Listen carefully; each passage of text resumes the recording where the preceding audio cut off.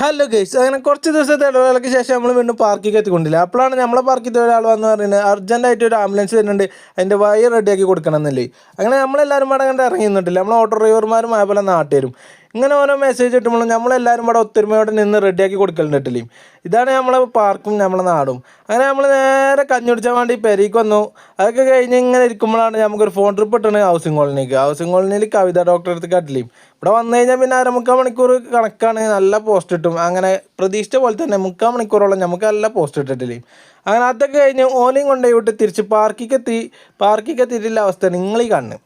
വൈകുന്നേരം ഇപ്പോൾ തിരക്കും കാര്യങ്ങളൊക്കെ അങ്ങാടിയിലായിരുന്നു, പക്ഷേ അതിൻ്റെ ഓട്ടമൊന്നും നമുക്ക് ഉണ്ടായിരുന്നില്ല.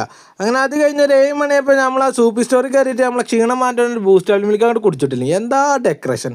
അങ്ങനെ അത് കഴിഞ്ഞ് നമ്മൾ നേരെ വൈകുന്നേരം ലാസ്റ്റ് ട്രിപ്പ് എടുത്ത് ചെത്തല്ലൂർ കാട്ടിലേയും. ചെത്തല്ലൂർ റോഡിൻ്റെ പണിയൊക്കെ ഏകദേശം കഴിഞ്ഞിട്ടുണ്ട്. ഒരു 70% പണി പൂർത്തിയായിക്കൊണ്ടില്ലേയും. ഇനി ബാക്കി ഒരു 30% കൂടി ഉള്ളൂ പണി പൂർത്തിയാവാൻ. അത് ഇനി എപ്പോഴാണെന്നാവോ. അപ്പോൾ ഓക്കെ മക്കളെ, ബാക്കി പിന്നെ കാണാം.